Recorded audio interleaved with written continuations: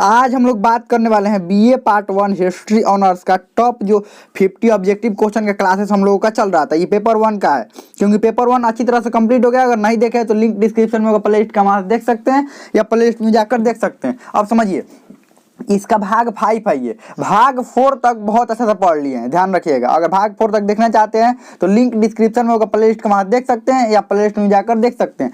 आज ये अंतिम इसका क्लास है, क्योंकि 40 तक क्वेश्चन कर लिए हैं। आज और 10 क्वेश्चन करेंगे तो कितना हो जाएगा, 50 क्वेश्चन हो जाएगा। और ये मोस्ट इंपॉर्टेंट VVI क्वेश्चन है, ध्यान रखिएगा। तो चलिए हम लोग शुरू करते हैं। हम लोगों का सबसे इस वीडियो का सबसे पहला क्वेश्चन है, ऐसे 41 नंबर क्वेश्चन है।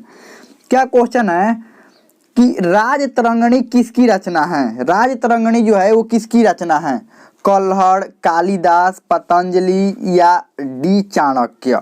ये जो राजतरंगिणी है ये रचना आखिर किसकी है, तो इसका जो आंसर हो जाएगा वो कल्हड़ हो जाएगा। लेकिन सिर्फ एक ही इसका नहीं देखेंगे, और भी जो मोस्ट इम्पोर्टेंट लेखक है और उसके जो पुस्तक है उसके बारे में देखेंगे। अब कालिदास की दो जो मोस्ट इम्पोर्टेंट पुस्तक के नाम क्या है, एक तो है मालविकाग्निमित्रम।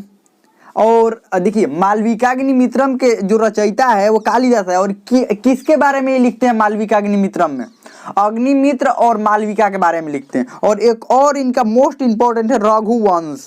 रघुवंश इनका मोस्ट इम्पोर्टेंट 2 रचना है। देखिए, रचना तो बहुत सारा की है, लेकिन मोस्ट इम्पोर्टेंट एक मालविकाग्निमित्रम, एक रघुवंश, ध्यान रखिएगा। तो चलिए इसमें देखते हैं। देखिए, ये मोस्ट इंपॉर्टेंट है, ध्यान रखिएगा। ये सबका मुद्रा राक्षस विशाखा दत्त ने लिखा था, ध्यान रखिएगा। इसकी रचना किसने किया था, विशाखा दत्त। अष्टाध्याय पाणिनि और शास्त्र चाणक्य। और इसमें पूर्ण रूप से राजनीति के बारे में लिखा गया है। राजनीति ये किसके गुरु थे, ये चंद्रगुप्त मौर्य के गुरु थे। चंद्रगुप्त मौर्य के गुरु थे। चाणक्य का नाम विष्णुगुप्त और कौटिल्य 2 था। इंडिका, मेगास्थनीज। इंडिका किसने, इंडिका के रचयिता कौन था, मेगास्थनीज। मेगास्थनीज कौन था, सेल्यूकस निकेटस द्वारा भेजा गया एक राजदूत था। और किसके दरबार में राजदूत आया था, ये चंद्रगुप्त मौर्य के दरबार में आया था। भारत घूमा था और भारत के ये बारे में सब यहाँ से वर्णन करके गया। कौन, मेगास्थनीज। हर्षचरित वाणभट्ट। हर्षचरित किसने लिखा था, वाणभट्ट ने, ध्यान रखिएगा। हर्षचरित के रचनाकार कौन थे, वाणभट्ट। और देवी चंद्रगुप्तम विशाखा दत्त। देवी चंद्रगुप्तम के विशाखा दत्त, ये मोस्ट इंपॉर्टेंट है, इसको ध्यान रखिएगा। चलिए हम लोग आगे बढ़ते हैं। अगला क्वेश्चन क्या है, चीनी यात्री था वेनसांग, चीनी यात्री वेनसांग जब भारत आया उस समय किस शासक का शासनकाल था। जब चीनी यात्री जो वेनसांग था वो भारत आया था, और भारत आया था इसके बारे में बहुत अच्छे से पढ़ा है। जब वेनसांग भारत आया तो उस समय किसका शासनकाल था, चंद्रगुप्त मौर्य, हर्षवर्धन, चंद्रगुप्त द्वितीय या डी, इनमें से कोई नहीं। तो वेनसांग जो आया था, पहले समझ लीजिए 7वीं शताब्दी में आया था। कब आया था, 7वीं शताब्दी में आया था। उस समय भारत पर हर्षवर्धन का शासनकाल था। भारत के जो उत्तरी क्षेत्र था, देखिए पूरे भारत पर हर्षवर्धन का शासनकाल नहीं था, क्योंकि हर्षवर्धन के बारे में हम पढ़ाए हैं तो आप लोग पता भी होगा। पूरे भारत पर नहीं था, ये सिर्फ उत्तरी क्षेत्र में था। तो उसी समय वेनसांग भारत आया था। कौन आया था, वेनसांग भारत आया था, पूरा भारत को घूमा था। तो और एक बात, हर्षवर्धन जो था वो पुलकेशिन द्वितीय से लड़ाई किया था। किससे किया था, पुलकेशिन द्वितीय से। तो आपको कमेंट में लिख कर ये बताना, क्योंकि हम पहले ही बता चुके हैं। पुलकेशिन द्वितीय से किस नदी के तट पर हर्षवर्धन और पुलकेशिन द्वितीय के बीच युद्ध हुआ, और उसके बाद युद्ध जीता कौन, और उसके बाद एक अभिलेख लिखवाएगा तो उस अभिलेख का क्या नाम था। ये ध्यान से क्वेश्चन सुनिए। पुलकेशिन द्वितीय और हर्षवर्धन के बीच किस नदी के तट पर लड़ाई हुआ। लड़ाई होने के बाद दोनों में जीता कौन, और जीतने के बाद ये कौन सा अभिलेख लिखवाया गया। चलिए हम ये बता देते हैं। पुलकेशिन द्वितीय जो है वो चालुक्य वंश का था, ध्यान रखिएगा। पुलकेशिन द्वितीय किस वंश का था, चालुक्य वंश का था। एक और चीनी यात्री, एक नहीं और 2 कुल मिलाकर, देखिए चीनी यात्री तो बहुत सारे आए, लेकिन 3 का नाम महत्वपूर्ण मिलता है। एक वेनसांग का, इससे पहले फरिहान आया था। कौन आया था, फरिहान। रुक जाइए, पहले इसको मिटा लेने दीजिए, उसके बाद अच्छा से बताएंगे। इससे पहले एक आया था जिसका नाम था फरिहान। जिसका क्या नाम था, फरिहान नाम था। फरिहान आया था इससे पहले, वेनसांग से पहले फरिहान आया था। अब ये किसके दरबार में, ये 5वीं सदी में आया था, ध्यान रखिएगा। कब आया था, 5वीं सदी में। और चंद्रगुप्त द्वितीय के दरबार में फरिहान आया था। चंद्रगुप्त द्वितीय के दरबार में फरियांश वेनसांग आया था हर्षवर्धन के दरबार में। और इत सिंह जो था वो 7वीं शताब्दी में आया था, ध्यान रखिएगा। इत सिंह कब आया था? इत सिंह भी एक चीनी यात्री था जो कि 7वीं शताब्दी में आया था। वेनसांग आया तो एक रचना किया, वेनसांग जब भारत आया तो रचना किया सी यू की रचना किया, ध्यान रखिएगा। इसकी रचना क्या नाम था? सी यू की। चलिए आगे बढ़ते हैं। अगला क्वेश्चन क्या है? हड़प्पा सभ्यता में जूते हुए खेत, हड़प्पा सभ्यता में जो जूते हुए खेत का प्रमाण कहाँ से मिला हुआ है? हड़प्पा सभ्यता में जो जूता हुआ खेत है उसका प्रमाण कहाँ से मिला हुआ है? ए है कालीबंगा, बी है राखीगढ़ी, सी है हड़प्पा और डी इनमें से कोई नहीं। तो ये कालीबंगा से जूता हुआ खेत का प्रमाण मिला हुआ है। ये राजस्थान के गंगानगर जिला में है, ध्यान रखिए, गंगानगर जिला में है। और ये घाघर नदी के तट पर है। इसका अर्थ होता है काली चूड़िया। और राखीगढ़ी के बारे में थोड़ा जान लेते हैं। ये हरियाणा में है, हरियाणा कहाँ पर है ये देखिए। सिर्फ इसी क्वेश्चन का महत्व नहीं है, इसके आसपास के जो हम क्वेश्चन बता रहे हैं उसका भी महत्व है। राखीगढ़ी है हरियाणा में, हरियाणा अभी वर्तमान में कहाँ पर है?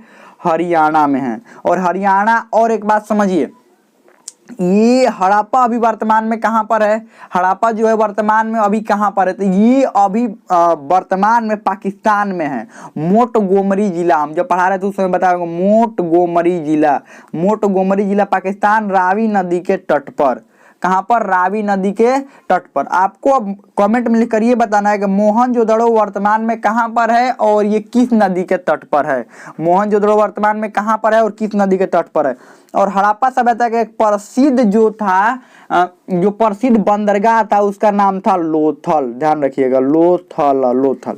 और जो हम ऑब्जेक्टिव क्वेश्चन हर चैप्टर के बाद हम ऑब्जेक्टिव क्वेश्चन करवाए हैं, ये आपको पता ही है। सबसे पहले हम क्या करते थे? सबसे पहले चैप्टर पढ़ाते थे, उसके बाद उसका ऑब्जेक्टिव क्वेश्चन। तो वो सभी भी ऑब्जेक्टिव क्वेश्चन देखिए, जितने भी हम 12-13 को चैप्टर पढ़ाए हैं, 13 चैप्टर का हम ऑब्जेक्टिव क्वेश्चन करवाए हैं, तो वो क्वेश्चन भी देखिए, आपके पास समय है तो सभी क्वेश्चन को देख लीजिए, ध्यान रखिएगा। और क्योंकि देखिए क्वेश्चन कहाँ से आएगा? चैप्टर से ही आएगा, चैप्टर से बाहर तो आएगा नहीं। तो सारा चैप्टर का हम क्वेश्चन करवा भी दिए हैं, और ये मोस्ट इंपोर्टेंट क्वेश्चन भी ध्यान रखिएगा। चलिए आगे बढ़ते हैं। अगला क्वेश्चन क्या है? सम्राट अशोक का राज्याभिषेक कब हुआ? जो सम्राट अशोक था ये कौन सा वंश से था? पहले ये बात तो, ये कौन सा वंश से था? ये मौर्य वंश से था, मौर्य वंश। और मौर्य वंश के संस्थापक कौन थे? चंद्रगुप्त मौर्य, इनके गुरु का नाम था चाणक्य। और चंद्रगुप्त मौर्य के बाद हुआ बिंदुसार। चंद्रगुप्त मौर्य के बाद कौन हुआ? बिंदुसार। और बिंदुसार के बाद कौन? सम्राट अशोक। इसने अपना राज्याभिषेक कब करवाया?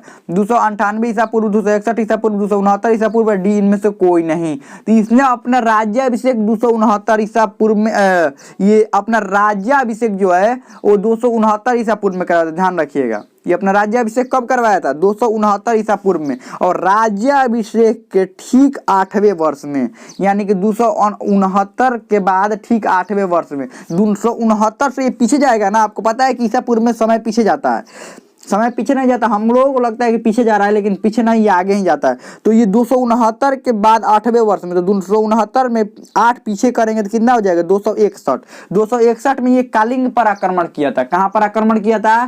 कालिंग पर आक्रमण किया था। और कमेंट में लिखकर ये बताना है कि कालिंग आक्रमण का विवरण ये अपने कौन सा अभिलेख में बताया है, क्योंकि हम पहले बता चुके हैं। कालिंग युद्ध का विवरण इसने अपने कौन सा अभिलेख में बताया, ध्यान रखिएगा। ये 261 ईसा पूर्व में ये कालिंग पर आक्रमण किया था। और ये आपको बताना है कि ये अपने ये कालिंग पर जो आक्रमण किया था, जो भी ये सब हुआ था, जितना भी युद्ध में लोग मारे गए थे, ये सब हुआ था, ये किस अभिलेख में ये वर्णन करवाया है।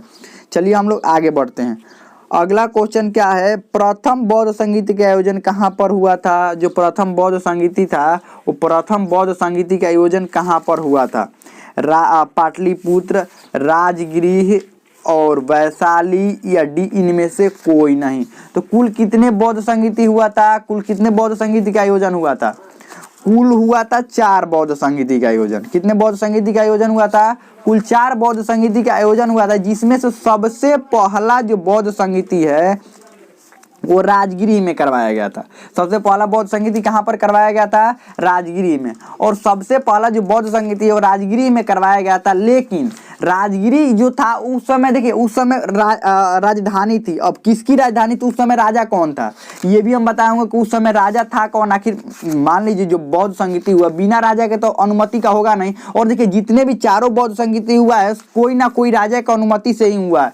जैसे पहला जो बौद्ध संगीति वो राजगिरी में हुआ था, और राजगिरी में सप्तकर्णी गुफा है, ध्यान रखिएगा, सप्तकर्णी गुफा, सप्तकर्णी गुफा में ये हुआ था, राजगिरी में सप्तकर्णी गुफा में। और उस समय जो राजा था वो अजात शत्रु था, ध्यान रखिएगा, अजात शत्रु। अजात शत्रु जो था वो हर्यक वंश का राजा था। ठीक है, आगे बढ़ते हैं दूसरा बौद्ध संगीति की तरफ। दूसरा बौद्ध संगीति के आयोजन जो था इसको मिटा देते हैं, इसको समझ लीजिए सब बौद्ध संगीति के बारे में। दूसरा बौद्ध संगीति का जो आयोजन है वो दूसरा बौद्ध संगीति का आयोजन वैशाली में हुआ था। कहाँ पर हुआ था, वैशाली। और इसके जो राजा थे वो कालाशोक था, उस समय जो शासन कौन कर रहा था, कालाशोक। और ये किस वंश का था, ये जो था वो नागदशक वंश, ये जो था ये शिशुनाग वंश का था, शिशुनाग वंश। कौन सा, शिशुनाग वंश, शिशुनाग वंश का था। कालाशोक किस वंश का था, शिशुनाग वंश का था। इसके बाद तीसरा बौद्ध संगीति हुआ सम्राट अशोक के शासनकाल में, और ये पाटलिपुत्र में हुआ था। चौथा बौद्ध संगीति हुआ था ये कनिष्क के शासनकाल में, और ये कुंडल वन में हुआ था, ध्यान रखिए, जो कि कश्मीर में है। चलिए आगे बढ़ते हैं, तो जो इसका आंसर हो जाएगा वो हो जाएगा राजगिरी। राजगिरी लिखे हैं, राजगिरी भी बोलते हैं, राजगिरी भी बोलते हैं। चलिए आगे बढ़ते हैं, अगला क्वेश्चन क्या है, निम्न में से किसे कविराज की उपाधि दी गई थी, चंद्रगुप्त प्रथम, चंद्रगुप्त द्वितीय, समुद्रगुप्त, डी इनमें से कोई नहीं। तो समुद्रगुप्त को कविराज की उपाधि दी गई थी, ध्यान रखिए, कविराज समुद्रगुप्त को कहा जाता है। चलिए आगे बढ़ते हैं, ऑक्सफोर्ड ऑफ महायान किसे कहा जाता था, नालंदा विश्वविद्यालय, तक्षशिला, पटना विश्वविद्यालय, डी इनमें से कोई नहीं। तो ऑक्सफोर्ड ऑफ महायान नालंदा विश्वविद्यालय, क्योंकि बौद्ध धर्म को आपको पता है कि हीनयान और महायान दो गो भागों में विभाजित हो गया था। और ये कब हुआ था, ये चौथा बौद्ध संगीति में हुआ था। चौथा बौद्ध संगीति के दौरान ये दो भागों में विभाजित हो गया था बौद्ध धर्म। तो ये ऑक्सफोर्ड ऑफ महायान, क्योंकि यहाँ पर नालंदा विश्वविद्यालय में ये महायान की बहुत अच्छी शिक्षा दी जाती थी, इसीलिए इसको ऑक्सफोर्ड ऑफ महायान कहा जाता है। अगला क्वेश्चन है, सिंधु घाटी सभ्यता का सबसे उत्तरी सीमा कौन सा है। देखिए दैमाबाद, ऑप्शन में क्या है, दैमाबाद, आलमगीरपुर, मांडा, और डी इनमें से कोई नहीं। तो देखिए इसके बारे में हम जब हम पढ़ा रहे थे सिंधु घाटी सभ्यता, इसमें बहुत अच्छा से बताया था। देखिए सबसे जो उत्तरी सीमा है ये मांडा है, जो कि जम्मू कश्मीर में है। कहाँ पर है, जम्मू कश्मीर, जम्मू कश्मीर मांडा। और ये बात करें अब दक्षिणी, सबसे दक्षिणी सीमा है दैमाबाद, जो कि महाराष्ट्र में है। और सबसे पश्चिमी सीमा बात करें तो सूतका गेंडोर है। कौन है, सूतका गेंडोर, जो कि बलूचिस्तान में है। और पूर्वी भाग की बात करें तो आलमगीरपुर है, जो कि उत्तर प्रदेश में है। चलिए आगे बढ़ते हैं, अगला है ऋग्वेद। ऋग्वेद की बहुत सारी बातें कौन सी ग्रंथ से मिलती है, अवेस्ता, दीपवंश, त्रिपिटक, डी में से कोई नहीं। तो अवेस्ता से मिलती है, जो कि एक ईरानी ग्रंथ है, ईरानी ग्रंथ है। चलिए आगे बढ़ते हैं, पारुशनी किस नदी का प्राचीनतम नाम है।